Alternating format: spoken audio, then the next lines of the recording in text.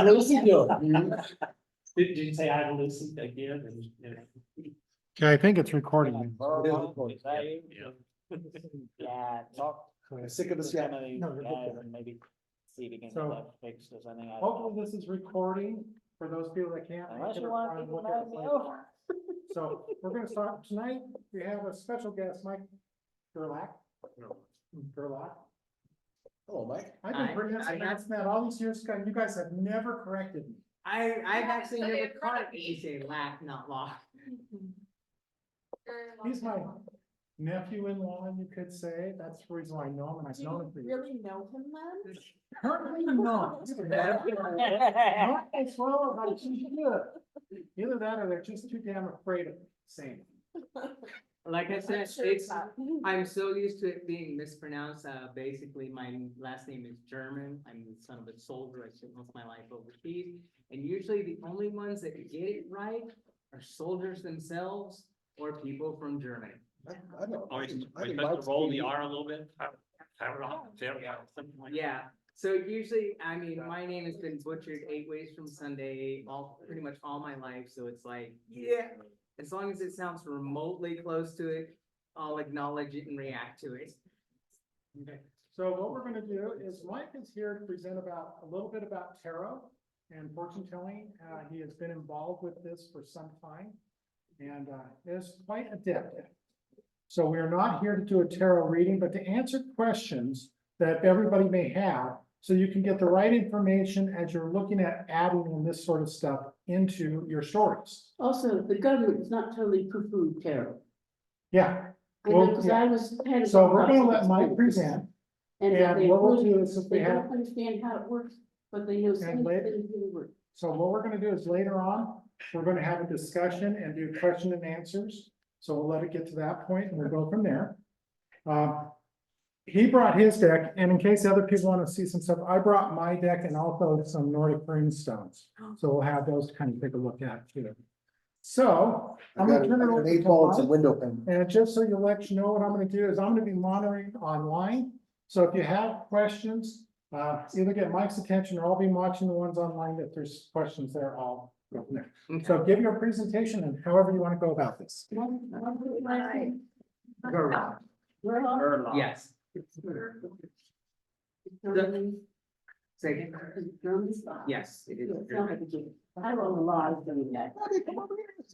So tarot, now it is a mystery. I mean, you look it up, it traces back to a game called Tarocchini. That's mostly, it appears first in the 15th century. That's how Google and a lot of, the encyclopedia online. Wikipedia. Thank you, Wikipedia. Wikipedia defines it just as that game appearing in first in the 14th century. One of the stories I heard when I was first getting into it is that it didn't branch from the game branched from tarot. That a couple hundred years before that, when the Romani or the Gypsies were plying their trade and holding their little carnivals and doing fortune telling, they were doing it around Italy, around Vatican. One of the popes, I think it was Pope Innocence, insert a number here. This has been like 20 years ago now that I read this story. And yes, it's a story. I could not confirm this. I just remember reading it back then. And it's that he saw this, he saw it in the courtyards and stuff, and it just incensed him. And so he tried, he was declaring it a blasphemy. So the games the games of Tarocchini, which is more not unlike bridge now, arise from from reading tarot as a way to hide it. You're playing the game, oh, you're betting, you're gambling. No, you're paying the tarot reader, the pot. So the tarot reader or the dealer would win the pot as how you would pay them for the reading. And it's also how we supposedly got our modern tarot card or our modern playing cards. You have in tarot the suit of coins, which became the suit of diamonds, which also represent in tarot. Coins represent wealth, it represents good fortune, all of that. So hence diamonds. cups, which represents emotional state, love, involvement, things of the heart, became the suit of hearts. Swords, aggression, power, things like What did you this. say represent love? Cups, the suit of Cups. cups. Became the suit of hearts. Swords evolved to be the suit of spades, because if you look at the shape of a spade, it kind of looks like a spearhead, aggression, power, passion. Clubs evolved from the suit of wands, From what? the suit of wands. Wands? Yes, like a magic wand. Yeah. Oh, pseudo wands. Yes. So basically, yeah, that's kind of how Tarocchini came around. And I looked it up. It's like playing bridge. Essentially, it was a game of booking, it's 4 players, northeast, southwest.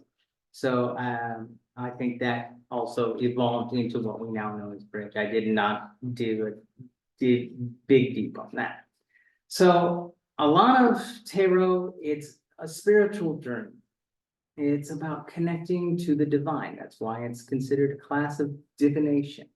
It's connecting to your ancestors. So, I mean, while you can read little factoids on Wikipedia, you can read on Google, you can't really define it by that. It's, for the crassness on this, it's like reading a book on sex. Yeah, you can read books, but how many of those books compared to the experience of it? I mean, yeah, they'll give you raw, there's this, but when you go out and experience it, it's a whole different thing. It's just about opening yourself up to either ancestors, guardians, divine. It raises questions when you experience it that you wouldn't know. Yeah. I mean, a lot of tarot readers, one of the first things I like to ask is simply, what brings you in? Another thing is they might ask you, to just ask your direct question to the cards. I personally don't agree to that. Basically, I don't want to know the question. I want to have just a rough idea of what might bring you in. Like maybe you're worried somebody might be cheating on you. Maybe you do have a crush. Sometimes I can pick up on that just by talking to you. And that's also a good way to get a feel for it, is just set your appointment, have them come in, and sit down and have a cup of tea with them. That sets a mood, it relaxes them, it opens them up, just have a conversation a lot of times. A lot of now at festivals, yes, you will run a risk, depending on who's organizing the festival, of scammers. Now, like I said, it evolved into a game, and some of those games are also the origins of gambling. So a lot of unscrupulous tarot readers, shall we say, a good way to tell that they might be faking is that they ask leading questions. They don't just ask, well, what brings you in? Oh, they'll ask, they'll look at a card, but they don't look at the cards per se. They look at you, because they're not reading the cards, they're reading you, just like a gambler would read tells. And they're looking, they'll throw out random word association. Oh, well, you're looking for love, and see how you react. And then, oh, I'm sorry, you're looking for love. You've been burned by love. You don't give that reaction they're looking for. And so if you're sitting down with a tarot reader and he's spending more time looking at you, he or she is looking more at you than the cards, that's not a good thing in my experiences. And I mean, as far as tarot in general, you have the Rider Waite, the classic imagery, the fool dancing on, looking up at the sun with the dog barking at his feet, warning him of danger where he's oblivious of. And that's actually what the fool represents, is a dream. Someone who doesn't look at the world around him, is too busy looking over the horizon to the future and what he imagines the future to be. Various artworks like mine, I have an affinity for dragons. So, like, the first deck I got based off of popular imagery. I'm a big movie fan. I bought it's called The Tale of the Witches. For anyone who's a big James Bond fan, and ever watched the movie Live and Let Die, it's the deck that Jane Seymour uses in the start of the movie. That is her deck, is, the classic James, yeah, that's how I refer to it, as the James Bond deck. I picked up that deck, it was like talking to a brick wall. I got no answers to any of my questions, it just stared blankly. I could stare at the cards all day and just get no ideas, no inspiration, nothing.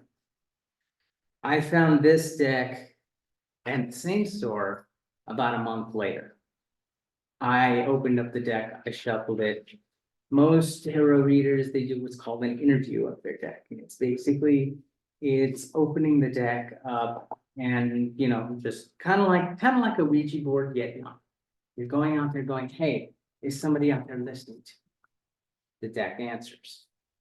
Whoever's there listening and is attuning to you and trying to get your attention as the reader, usually will, if it's a good deck for you, you'll get your answers right away. And this deck sang to me. It was just instant. I could look at a single card and go, yep, there's the answer to the question right there. You know why that is? It's like I said, it's a spiritual thing. At the same time, you're opening up to the deck, you're opening up to whomever your ancestor are. Whether or not you're calling on an ancestor, or you're calling on, say, a guardian So it spirit. could just take a while for you to get tuned into that person. It could be, again, it also could be that you're using the wrong tool. Divination has a lot of tools. You have different decks with different artworks. Maybe, you have an unconscious affinity for watching anime. It could be that your guardian spirit is an Oni, is a Japanese spirit. And that's why maybe unconsciously you love all things Japan. It also could be, you're using a different tool, like Greco-Roman, you see a lot of scrying. You see a lot of, in their mythos, fire scrying, mirror scrying, water scrying. If you're using a tarot deck, Greco-Roman, they might not respond to that. But you pull out a mirror, or you pull out a bowl of water, they'll just, and you're using a channel that they are familiar with, that they come from.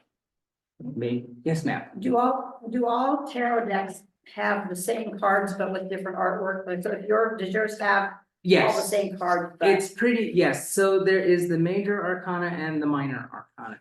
The major arcana is what you commonly think of as tarot cards. They are basically the Tower, the Chariot, Strength, Justice. When you think the Fool, the High Priestess, the Emperor, the Empress, all of those cards, those are 24 cards. And basically, when people think of tarot, that's the cards they think of.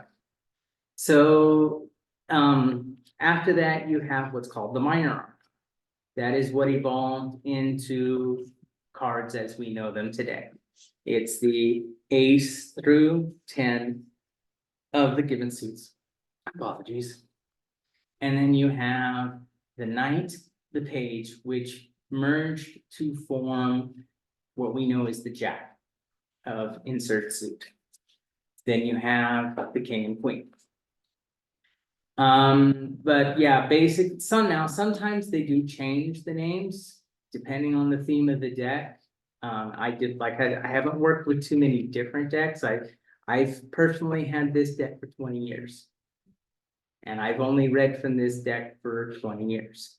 Another, some of the superstitions and traditions behind it is your first deck has to be gifted to you. It just depends. This deck technically was gifted in that my then girlfriend paid for it, even though I picked it out.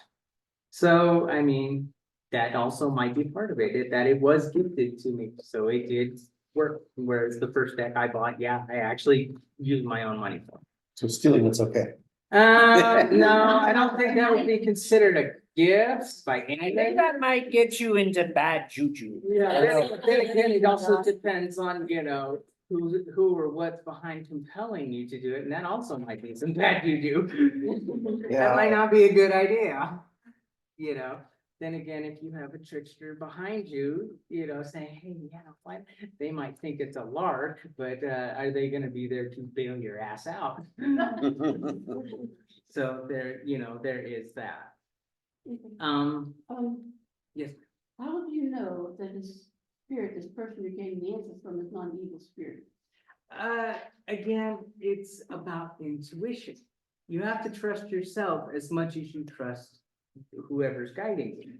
So if they start compelling you to do something that your core instinct says, no, you know, this is wrong, then yeah, that's a bad idea.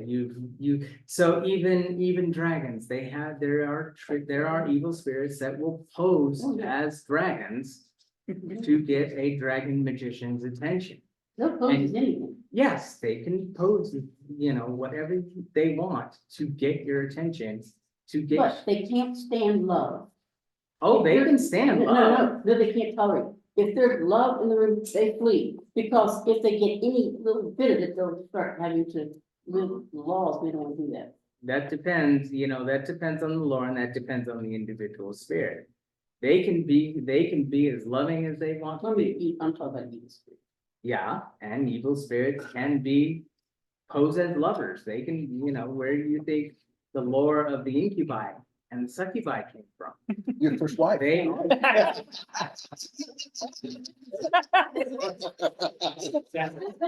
second wife. yes, I don't have a room full of writers that.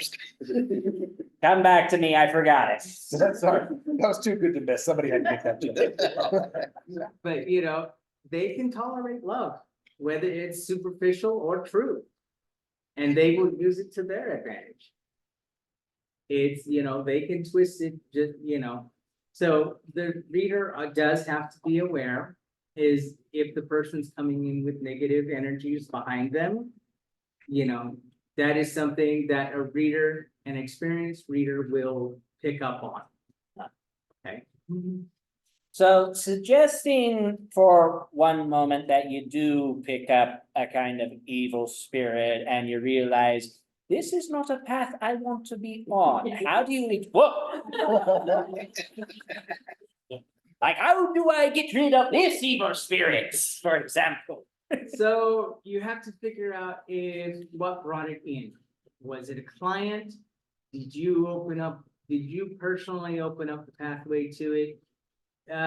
Did it come with your deck? Was your deck a hand-me-down? Did you find it in, you know, like maybe you found it in the attic, maybe you found it in the basement, whatever. Good story, I guess, there. Yes. Yeah. So a lot of things now, usually what you'll see, like if you came in for a reading and came in behind somebody else, a dragon's power is often associated with their voice or their breath. So a lot of times if you like, say you're a customer, you know, I've just cleared out from another one and I'm calming down from their reading, is you'll see me breathing on my deck, is I'm blowing out whatever energy they put into my deck as they shuffled and focused on their question. I'm either blowing it out, I'm blowing in my own energy back into the deck, and the association with my dragon that looks over my shoulder all the time. And I'm also breathing in. Think of it kind of like, I'm sure a bunch of you have seen Green Mile. How John Coffey would pull in, he's what's commonly known as a sin eater. There's some more of a sin eater. That's basically what the character of John Coffey was. I'm sucking in the energy from there, you know, grounding it out, bringing it and blowing out just neutral energy, unless I'm getting ready to do my own reading, and then I'm blowing in my own energy into the deck to. So, this is somewhat from personal experience, but do some tarot readers try to use more of the energy reading more so than the cards, or, you know, there are some people, some, what is the right word I'm trying to get, empaths will say, who believe or see someone's aura. So the aura Yes, reader. those people, I find they don't actually use tarot as much as they would use oracle decks. So tarot, the number of cards you know, the more cards you use in a tarot spread, that's what this is here for me. It's a list of my spreads. There is no one spread for everything. Spreads to me are like keys on a key ring. So when when you come in and I sit down and I say, what brings you in? What I'm doing while you're sitting there telling me, what's been going on in your life and all this, you'll see me flipping through this book. What I'm doing is I'm looking for a spread that correlates to something, maybe you say a keyword or, I get a general theme of what's been going on in your life. And I'm like, oh, wait, you need to find this. Here, I found the spread. And a lot of times that's also for pricing. Again, one of the first things I learned was that information only has value to the person who seeks it. So, my first opinion was that to base the pricing of my readings as tips. I wouldn't say, oh, it's going to cost you this much. Because also a lot of things, smaller towns especially, you make enough money doing, you make a certain amount of money, the government says, oh, you're a small business at this point. You charge so much, you make so much over X amount of time, you're a small business. That's still not enough money to live off of, especially if you have to pay small business fees. So a lot of smaller tarot readers that don't really read for an established shop and all this, what they do is they say, well, tips. And then they get around that small business ideology and can, effectively make as much as they need to. So in my case, it was a gathering, and it happened to coincide with Halloween and Halloween party, but it was fairly serious at the time. But I believe I might have said something about like what was going, as you said, what was going on in my life. If you were to break it down, it would be sadness, broken heart. Mhm. And so the young woman doing the tarot reading, would she have been clued in based off of that question to pull a card? I'm trying to, I want you to connect the idea of what you're learning from the person. Right. And what the process is, so that we as writers. It, we yeah, kind of what it envision also what- could do. Just is let him finish, please. Well, I can. Just answer let the him question. finish, please.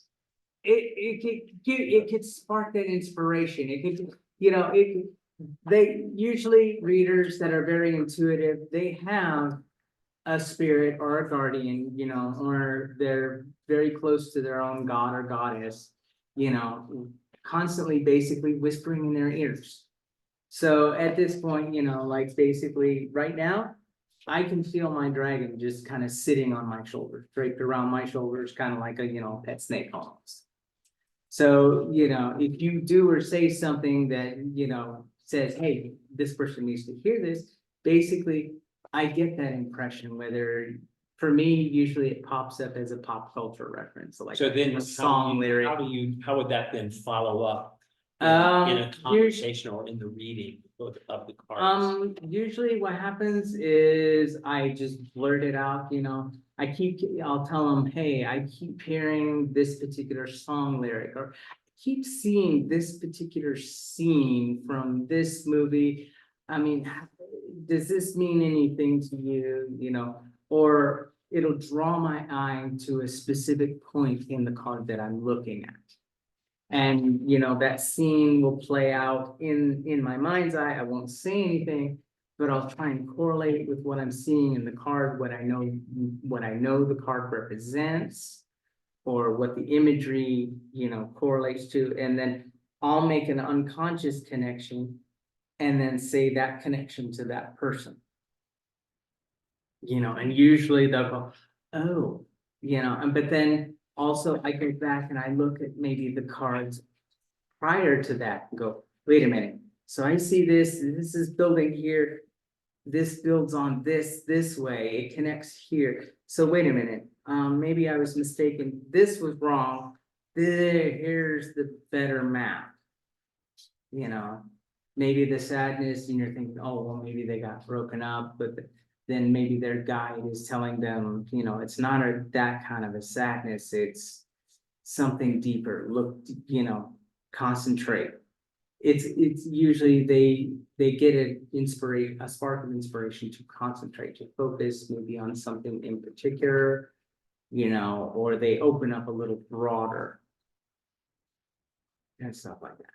Yes, ma'am. There's a thin line between mortality and the world of spirits. And there's some people who are very tuned into them. I'm one of those people. And if you're not careful, it can overwhelm you. So you've Okay. got to be careful with that. And like I've daughters like that, so I'm trying to keep her from getting overwhelmed. Yes, she is very right. There is a very thin line between the spirit world. You know, that's why we have celebrations like Halloween. You know, that's all about the thinness of the veil. And that's when a lot of, you know, tarot readers get a lot of business, a lot more business, because that veil is super thin. And usually, you know, that's when people are looking for answers from their ancestors, not necessarily from gods or spirit guides, sorry. But they're looking for answers from lost relatives, from ancestors to say, hey, am I on the right path? Am I, you know, am I honoring my family? Am I honoring where I came from? You know, which actually asking a God is better than asking an ancestor. So you can get sidetracked that way. That's pretty subjective. Yes, that is very subjective, because your ancestors followed their gods.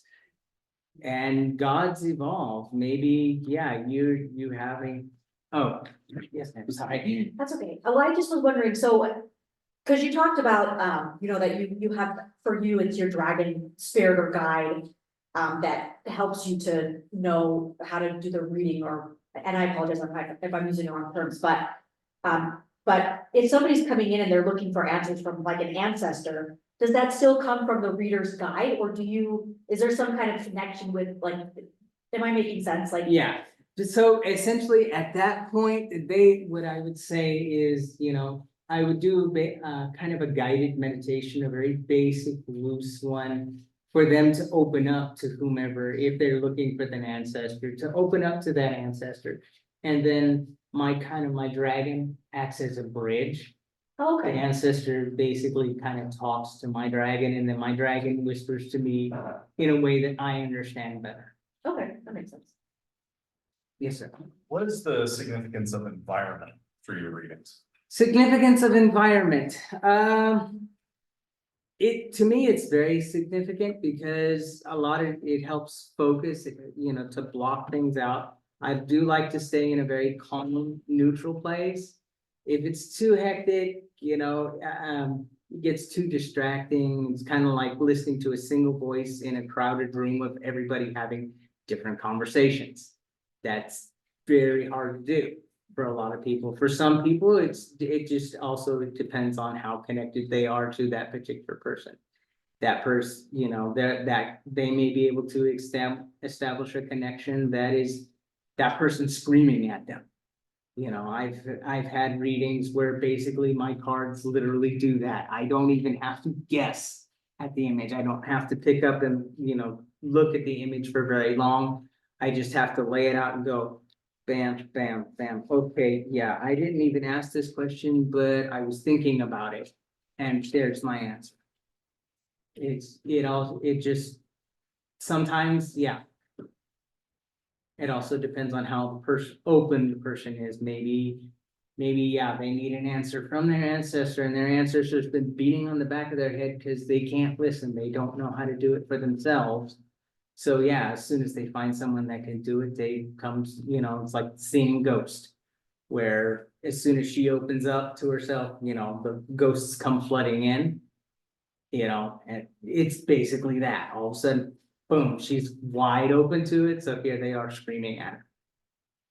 Yes, ma'am. If your life, if in your own life is particularly chaotic, or how do you prepare to do a reading? How do I Yeah, particularly? how do you prepare so that, I mean, have you blocked So, everything else out? You know? Usually what I do is, yes, I drink tea. I have a tea, it's called Lucid Dreams, and I also have a tea, there's a recipe I have, it's called For a Psychic Tea, and it has various ingredients, mugwort, eyebright. And they give you, huh? Psilocybin mushrooms. No, actually, the one I have doesn't have that. But that is, not unfamiliar, is, you do a mild tea that gives you kind of a body high. It mellows you out, so you shut down all that chaos. You kind of you tune it out, you just close the world down to that moment, that person. Is that a talent? I mean, I can't imagine being able to do that. It does take practice. That's why, like I said, sometimes I will lead the customer or client, however you want to look at it, in a small guided meditation. I did a reading for someone, they were a teenager. So, I told them to, I did let them on a breathing exercise. I told them to picture themselves in a room by themselves. And as they look out, they see the windows, and in the windows are basically kind of like aspects of their personality. And I told them one at a time, let one personality come in. You hear what they have to say, don't listen to it, just to hear it, but don't listen to it. And very slowly lead one in, let them in, and then when they were ready, pick up the cards and shuffle them. And then we went from there. Yes. Do you have examples in fiction or pop culture of good representation of tarot and bad representation of tarot? Good representation of tarot itself, so honestly, of tarot itself, I've never really seen a good or bad representation, because it's all just kind of just general fiction, honestly. I've never really seen a really good one. I've never really seen a really bad one of tarot itself, because there is, unless you can see that it's blatantly represented that tarot is a scam artist, the character themselves is a scam artist. Other than that, as far as a good representation or bad representation of witchcraft would be in The Craft itself, the movie The Craft with Veruza Balk, the shop owner. Point in fact, she was actually an active practicing witch. She was a consultant on the movie.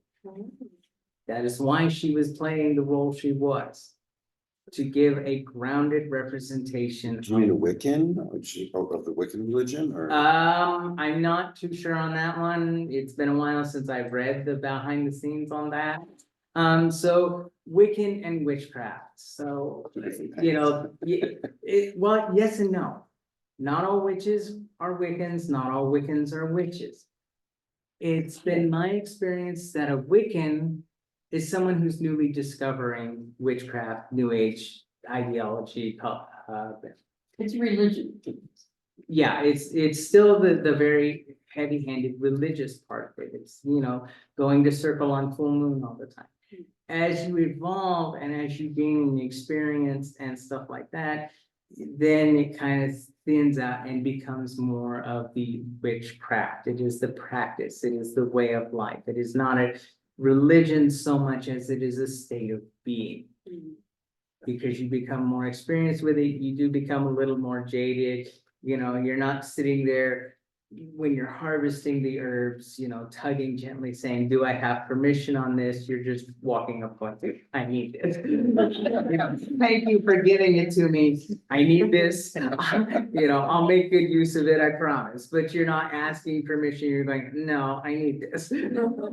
You're not going, oh, it's full moon. I need to get this out. I need to get that out. That's kind of a wicked thing. Oh, it's full moon. Crap. Here's a drink. Froze. Okay, I got my ritual. Yes, sir. So it's just playing off of Ashley and these kind of story ideas. Do you find that you can have somebody who comes to you hoping for you to be able to read it. In other words, their mindset is positively open to it, and yet you cannot get a reading. Yeah, yes, yes and no.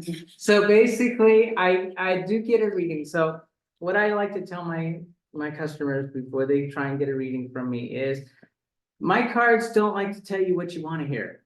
They tell you what you need to hear. So I usually get a reading no matter what, whether or not it's something you wanted to hear, that's entirely different. You might come in there going, oh, I want to hear about my Prince Charming.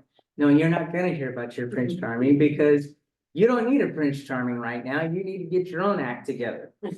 And that's exactly what my cards will say. So can you have the And you opposite? may not need Prince Charming anyway. The other story idea was, was the person who, is incapable of being read because of either their mindsets. Well, I'll give you an example. For me, I apparently cannot be hypnotized. Okay. I don't think it's because I've been unwilling to try, but just apparently my brain just does not let me get into that, same state. Actually, they told you that after, to get you out of the. Get me out of it. Yeah. It's a long always been Yeah. hypnotized. No, I'm just. It could be more your heart than your mind. So, can you have the person who, that just does not have that kind of framework that you can read, is it? Usually what happens in that case is, my guardians, my dragon will sit there, tap me on the back of the head. Hey. I go do a reading, I get inspired to just do a reading for the hell of the reading. And it's after whatever impressions I get from that, I go to that person. I go, hey, listen, you look troubled about X, Y, Z, and just have a conversation. They might not be able to get into the concept of the reading because, they're like, oh, it's gooey, oh, it's. No, I didn't mean it was the person that was just, ooh, I mean, just. Yeah. Just somebody that has, And that, well, however unconscious, that might still be the block. They might not, Could be. they do think, it's a bunch of hooey. Whether or not they consciously think this or not, they may have been brought up to it and they just kind of dismiss it. But they don't, and they don't really think about it. Yeah, they feel it, and so and that's why they don't think about it. Yeah, however unconscious, you still manifest blocks, whatever. So if it's important enough for whoever deity, whoever ancestor is guiding them, that they need to be heard, but they don't want to go down a path that they can be heard, then, they reach out to someone who is receptive, be them an empath, be them a tarot reader, a witch, and, they'll kind of leave that person for a minute, go, hey, I need your, come this, tug you this way to get you to basically get you two to interact so that you can deliver whatever message. I'm gonna ask one more question to shut. Sure. Does a tarot reader have sort of ethical obligations to not tell someone else what they picked up from a reading? That is So, the biggest. again, I'm writing stories in my Yeah, head, so. you're fine. And that is a question that every tarot reader has. What do you say? What do you not say? How much do you say? How much do you not say? Because sometimes It's a you judgment. can't tell them, oh, this person's bad for you, because if you tell them, they may not be receptive, they may not listen to it at all, what the hell do you know? Or it also may be, they need to learn this lesson the hard way so that they know to see the signs sooner. But what if you picked up the signal that the person you were doing the reading was flat out evil? That's always fun. That's it. Basically, you say, yeah, Or you're not like. you know what? That's what I said. You might wanna, again, you just kind of, at that point, in my personal take on that would be to just tell them the bare minimum. Don't try not to give them any ideas. You just Get be them honest. And don't get give me your them address. out of my house. And then I don't care that my wife is gonna scream and have a headache and all that for a year. I am breaking out the biggest thing of sage I can find and I'm saging the entire damn house. Has that happened to you before? No, I haven't had that happen yet. The big thing is that I actually love the smell of sage. So I would burn it just for the sake of burning it because to me it smells good. But, you know, I've also had it repel people, which kind of, you know, puts me on edge of, okay, how close do I need to let this person? Why is sage affecting them so much? Because it is considered a purification thing. So, you know, it is kind of a flag when they go and they start acting sick or disturbed by it, you know, what's bothering you? And stuff, yes, ma'am. Can you talk to us a little bit about the spreads, like what spreads exist, how do you decide what spread to use, that kind of thing? What's a spread? Okay, so a spread is basically the way you lay out the cards. Okay. So consider, you know, everybody knows what is called the Celtic cross. It is the classic, you know, the two cards here and then go down. No one knows that. You know, everybody knows this particular spread. It's most, like I said, it's most commonly referred to as the Celtic cross. 10-card spread that everybody thinks of, and then Taylor. Yes, there you go. There's an example for those in the back who can't see how I laid the cards out. You put it on the It's camera. actually famous because it was included in this book. Oh, Yeah, it actually comes with pretty much every book that every deck I've ever seen usually comes with it. It's a nice starter spread. It's a spread that everybody, like I said, everybody knows. Hollywood loves to use it and stuff like this. So, as you, in terms to your question, in relation to your question, basically, spreads are whatever inspires you. I've had, you know, I have two spreads that I just thought of. They have no grounding in whatsoever. One of them, I called it the keyhole spread. I basically lay the cards out in the shape of a keyhole. And it's about finding secrets. It's because I feel somebody is keeping a secret. So it's like peeping through a keyhole. Usually that's for a lot of people who create their own spreads, that's how they do it. They're inspired by, I feel someone or something is doing this. And so like a spread about love, okay, you have a question about love, you lay the cards out in the shape of a heart. I have a spread in here, it's called the enmeshment spread. It's basically, you know, when you've gotten involved with someone, you know, maybe it's a business relationship, so you're enmeshed with that person. So a lot of the cards overlap. So you have a lot of enmeshment in the cards, you know, this is, you know, this is what happens if you make the decision. This is what happens if you don't make the decision. This is what happens if you make this choice. This is what happens if you make this other choice, if you choose to go this other way. So there are as many spreads as there are situations and questions to ask. There, like I said, this is the Celtic cross spread is your basic general, I call it a general maintenance spread. It's just a general what's out there, you know, what's in store for me. A lot of readers, they have I call it the fast and dirty. It's a 3-card spread, past, present, future. So you've got present, future, past, you know, and how they relate to one another. A spread can be as simple as pulling a card and, hey, this is the theme for the day. Yeah, it could be, you pull it and, oh, it's full, you know, so, hey, follow whimsy, don't overthink anything, you know, look to the horizon, follow your dreams, just follow your intuition.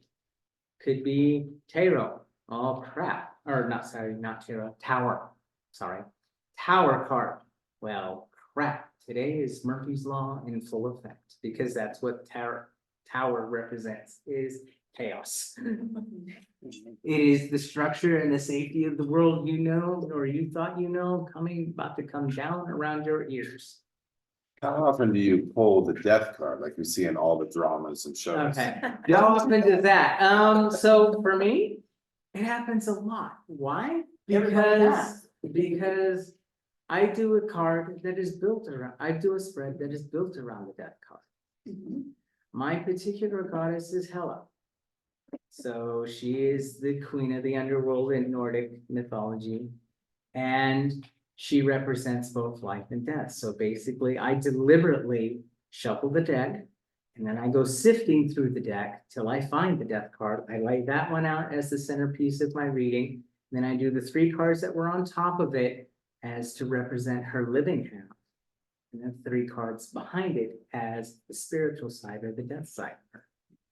So this represents what is happening in my physical world, what I need to be aware of, what's happening in the physical realm. This is what's happening on the spiritual or emotional side of the realm and what she is whispering to me directly. So yeah, for me, it comes up a lot, you know. As far as general readings, I've had it come up a few times.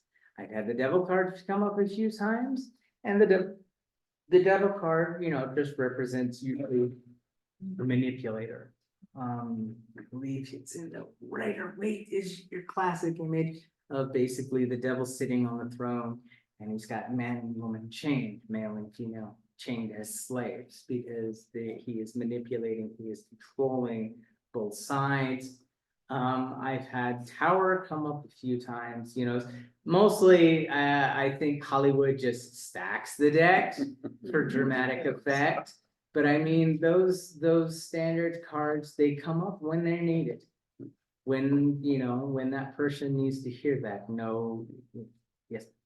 Oh, I was just thinking, if you could do a tarot reading for 1 or 2 famous characters, what would your spread be for them? Like for Frodo or for Luke Skywalker, if you were to tarot read those hero characters in a story. Oh, for Frodo or Skywalker, huh? Or whoever comes to your mind. Oh, let's see. Oh, let's see what I got on here. I was thinking Romeo, but how that ends. I would say Anakin or Snape. I can just see an author having a character, and if they put him in a scene with a tarot reader, it might be hard for the author to figure out what the tarot reader would say for their character. Yeah. You have It to also- remember though, that death also doesn't mean death, it just means change. Yeah. Yeah, there is The that. tower is the go to hell card. That's the shit card. The tower is- While you're looking that up, Mike, I'm just gonna say something. For those people, when you're asking about like characters, there are actually cards that came out for Dungeons and Dragons in 2nd edition for Ravenloft. And those will actually, you can actually use that to build a character out. Oh, cool. Sorry, just keeping the sun out of your eyes. Thank you. Sorry, I have a few spreads saved on my phone here because I did read for a small shop here in town, and it was just easier to keep my phone on me than bring my book as well as my cards and everything else.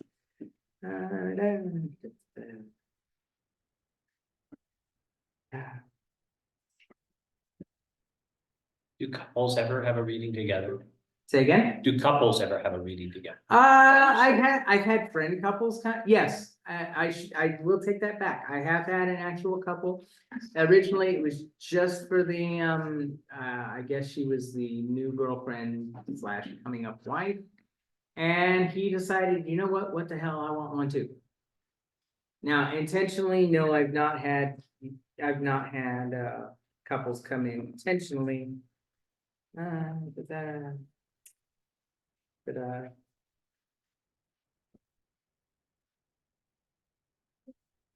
honestly, off the top of my head, I really couldn't think of anything, you know, and related to the fantasy characters. I really couldn't, because like I said, I base a lot of my spreads off of what the client brings to me.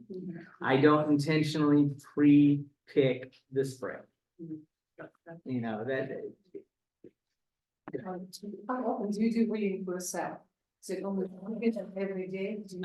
For me, usually, so that's the paradox is, yeah, when something bothers me, I will break down and pull out the cards. But it's kind of like a cop investigating his own family's murder. Let you do that because you're too close to it. So you're going to, instead of make the evidence fit the, make the theory fit the evidence, you're gonna make the evidence fit the theory. You're gonna look at the cards and make it tell you what you wanna hear, not what you need to hear a lot of times. So I find it difficult to read for myself. You go somewhere else. Actually, no, what I do is I go low tech with it instead of going off my own intuition. And this is a point I kind of forgot to bring up earlier, is the using the classical definitions of cards. The Empress represents this, the Queen of Cups upside down represents a liar. Each deck comes with this book with a definition for every card in the book. You don't rely on instinct. Yeah, you don't rely on instinct. I have a little website that I pull up on my computer and I have it sitting here. And usually if I'm too close to the situation, I can't see anything anyways. So that's when I pull up that website and I go, okay, what's the classical definition of the card in this facing position? What does, the definition say? Does that make sense? Okay, yes, and usually yes, that's when it makes sense. Because I can't rely on my own intuition when it's come to me. I do try and make, a habit of at least once or twice a week. I pull out the deck, I do it basically, it's called a good morning spread, which is in the morning, you're themed for the day.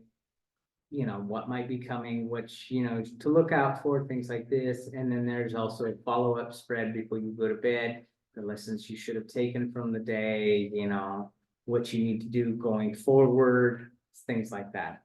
Basic loose stuff, things to say, hey, how's my day gonna be? Type deal. So what would you do if the tower card came up in your morning? Oh, yeah. Go back to bed. Let's just play the tower and the death card. Yeah, I was just gonna say. And The tower and the devil card, okay. the Another tower- death card. Have another cup of coffee. There's that. I'm gonna go, "Aw, who did I piss? First question, who did I piss off? Who did I piss off? yeah, And and then then it's- then your first client was the one who read pure evil. Uh, I'm writing the story here. I love this. That's great. Then it's Right. gonna be rolling basically, then instead of my dragon sitting on my shoulder, I kind of merge him with me and I start, manifesting basically scales to protect myself, my wings to shield myself, and I hide for the rest of the day. If I see the devil card, I'm going to stay away from other people, basically, because that means a manipulator should be hanging around somewhere and nope, I'm not gonna talk to anybody. Yeah. Somebody knocks on your door Not answering, no. and very insistent. Sorry, we're closed.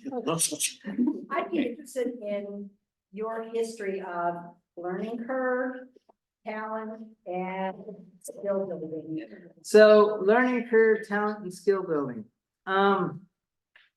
So the way I was quote unquote taught. Yes, like I said, most Wiccans, witches, not all Wiccans are witches, not all witches are Wiccans. I started as a Wiccan back in, 98? 98 is when I started and I did, the whole apprenticeship, if you will, went through the training within a Wiccan coven to get my first degree. And one of the later things they teach you in that time frame is divination. And it is basically your teacher goes out and says, okay, find a form of divination, practice it, learn it, however you need to. And then I'm going to quiz you on it. You're going to do a reading for me. And then we'll see how accurate you are. And basically, that's how you learn. You just learn through experience, you're thrown off the deep end, essentially. At least, and that's how most people pick up tarot, is they feel the need to connect. They need to feel the need to connect to either deity or ancestor or whatever guy has been knocking them in the back of the head going, hey, listen to me. Hey, you listening? Hey, and so they're compelled. A lot of times, that person is compelled if they're not already in a world, so to speak, where this is a ready thing. something happens to compel them to, hey, start this up. And usually whatever is compelling them will also compel them to find their specific map, whether it's crystal balls, whether it's scrying, whether it's throwing the bones, maybe whoever's compelling them is Nordic or Germanic in nature, so it might be runes. It also might be that particular spirit might be kind of a loving one, so they'll find a set of runes that are carved in rose quartz for compassion and love and all this, or the various a stone that relates to the vibe, so to speak, that spirit is giving off, to also deepen the connection with that spirit.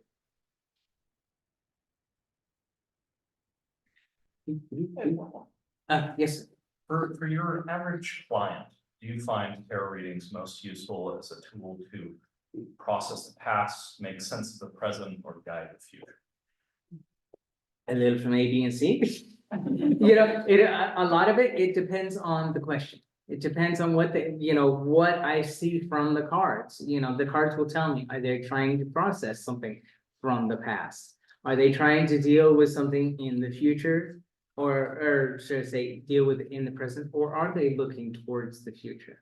The trend in the cards, what I see in the cards will, give me that theme and give me that idea, and to help, because basically a lot of tarot readers, they were your first counselors. They were your first psychiatrists before there was psychiatry.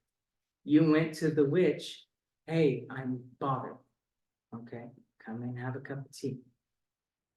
Sit down, have a tea. And usually, yeah, probably the tea had a little something that would mellow you out, open you up, get you to talk, or get you to, to drop your barriers so that they could read, like the empathic side of it, read your aura, or, once they figured you were sufficiently open to it, they would pull out the cards unprompted and just use that energy and do the cards themselves without you shuffling. And go, okay, this is what's really eating you. This is what you told me is eating you. But, excuse me, this is why you're really here. So let's talk about this. And, that was their purpose. They were the first healers. They were the first counselors. They were the first teachers, really. What is just the general process? So somebody comes in and you've talked about that they shuffle the cards. Yeah. Do they lay them out, or do you lay them out? I lay them out afterwards because, okay, I actually have had readings do this to me. I've had this reading do it with other people. I read for, okay, here's where it's complicated. It's my wife's cousin's son. So I go figure that one out. We're starting to turn into Spaceballs here, but basically he was shuffling the deck. Boom, 10 cards literally shot out. He dropped. And one of the little things that I picked up on the side is if a card flies out in the middle of the shuffling, like if you drop a card, that card becomes whatever position in the reading. He literally dropped his entire reading in one go. As he was shuffling, he dropped a pack of cards and he started to put them back and shuffle. I said, no, give them to me. Yeah. Hang on a second. Boom, boom, boom. I laid them out. And basically I laid out his entire reading with just that pack of cards. They were in the correct order. They were in everything. Oh. Because they were what needed to be said. Yeah. And a lot of times that's what, it's the energy they put in while they're focusing on the question. That's what brings the cards that need to be read to the top of the deck. Yeah. Or to, sometimes I'll ask them, do you want me to cut the deck or do you want to leave it as is? So they say cut the deck. I'll just basically go like this and stop telling you stop, boom, boom, boom. Now, whatever needs to be at the top of the deck is at the top of the deck. Okay. Okay, we've been going about an hour, so I'm leaving it up to you. No, I'm good to go. If anybody has any more questions, or that's why I'm looking around. Well, we also have the other half of the meeting of. Oh, cooking. yes, of course. So I'm gonna kind of, we'll wrap this part up. I'm gonna turn off the recording and we'll kind of go from there. So we do have this recorded. Hopefully it worked.